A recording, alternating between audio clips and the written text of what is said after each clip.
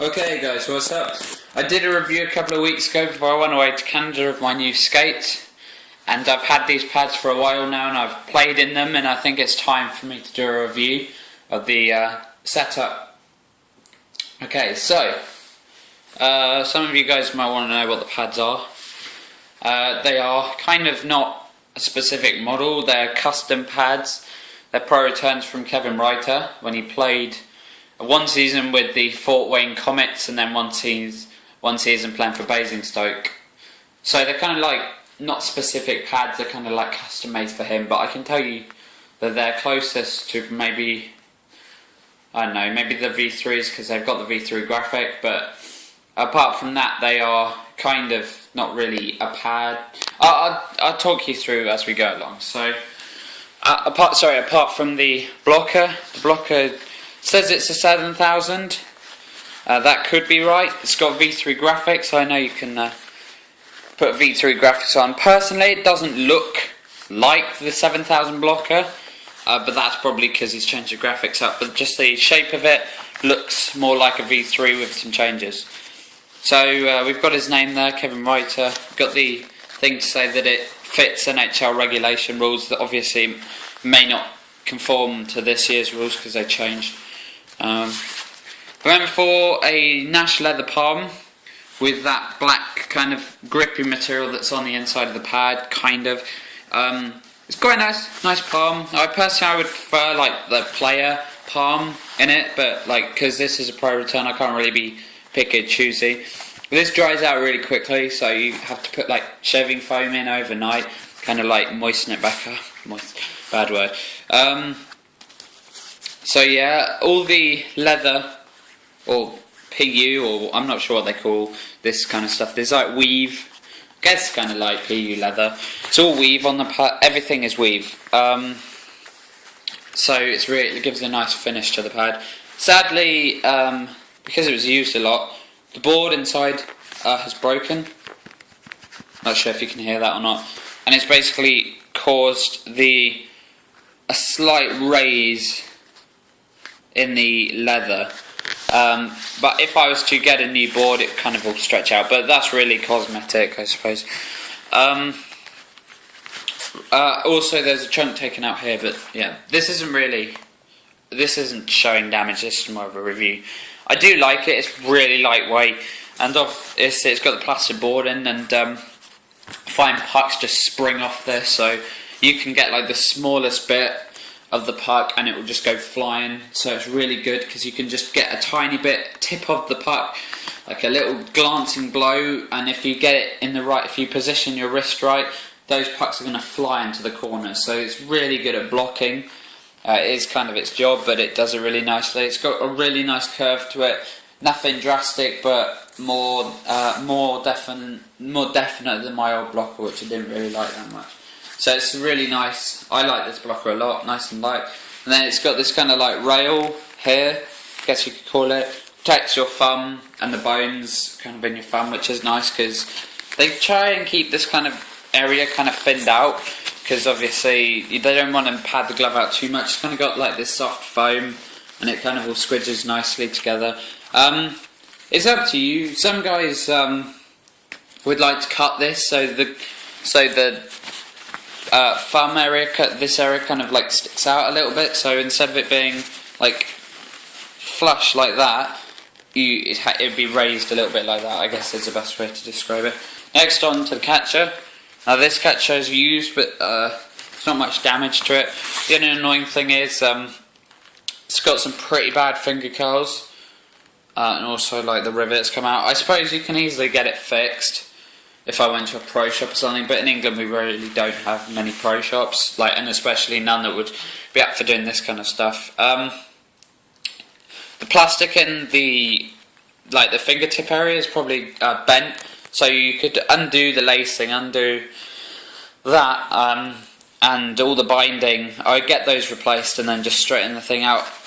Closes really nicely, really nice closure. I really like that. And the pocket's not massively deep, but because it's skate lace, deadens the puck just as good, which is nice. And you've got a really nice, I suppose it's like a split T pocket. It's nice, I like it. And the cuff is a two-piece, but it feels more like a one-piece because it's kind of stiff.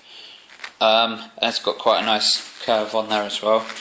On the backhand, he went for pro logos. Also on the pad, he went for pro logo. I think everything about the set has pro logos, which basically means that the velocity is taken off.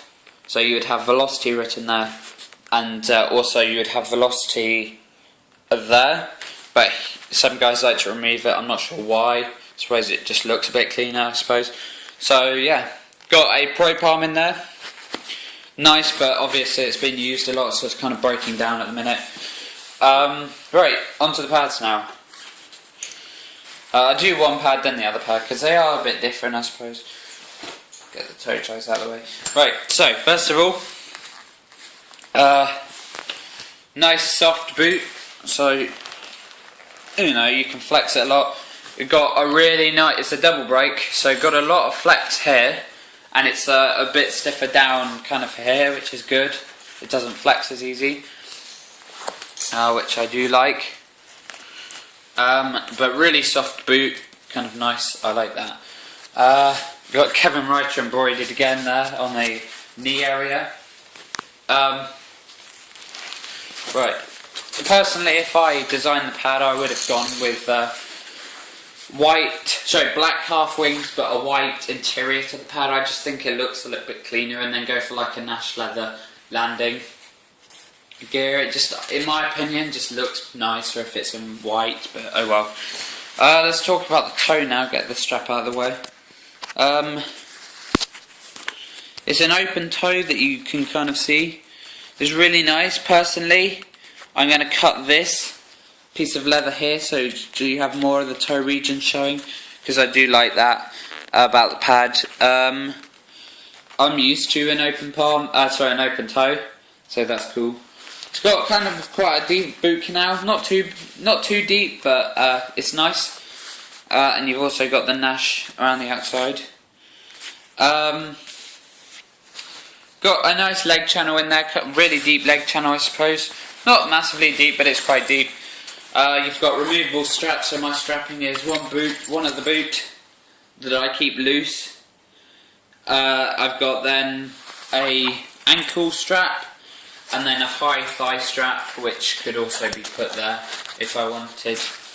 But I take out the middle calf strap because I found the pad didn't really need it personally, and like less straps is good. Then I've got two quick release straps and a double knee elastic strap that goes there and fits on nicely.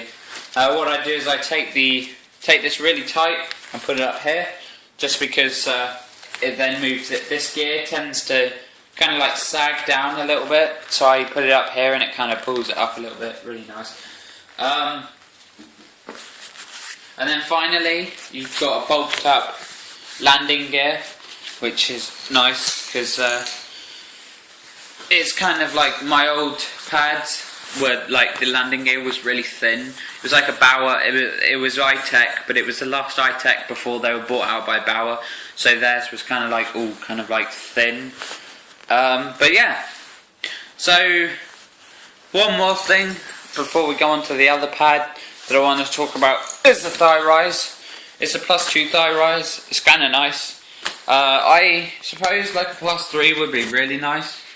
But that would kind of be starting to get up really high thigh area. This as stands kind of sits at about 3/4 of the way up my thigh. If I went for the +3, it'd probably be kind of like right in my crotch, you know, messing around where my box is, because I have a Reebok box, and sometimes I find that the tops of I've tried +3 pads, and it kind of like nudges the box a little bit, if that makes sense. It gets caught on the box, which is not good. And then you've got the velocity up there, which is nice. So these are like V3s with like parts. It's a V2 leg channel, which is kind of cool. But yeah, so that's one pad. There's the other pad. Identical, apart from the colours. So yeah, that was a review of the V sort of 3s, I suppose. But yeah, Kevin Reiter's Pro Returns. These are not for sale, by the way, so if you comment, I'm not selling them. Unless you want to give me Cougar Rasks pads. Just saying. So if you've got some other Pro Returns that you are willing to give me for free and ship, then I would be happy to swap, but you know. So yeah, thanks for watching and have a nice day.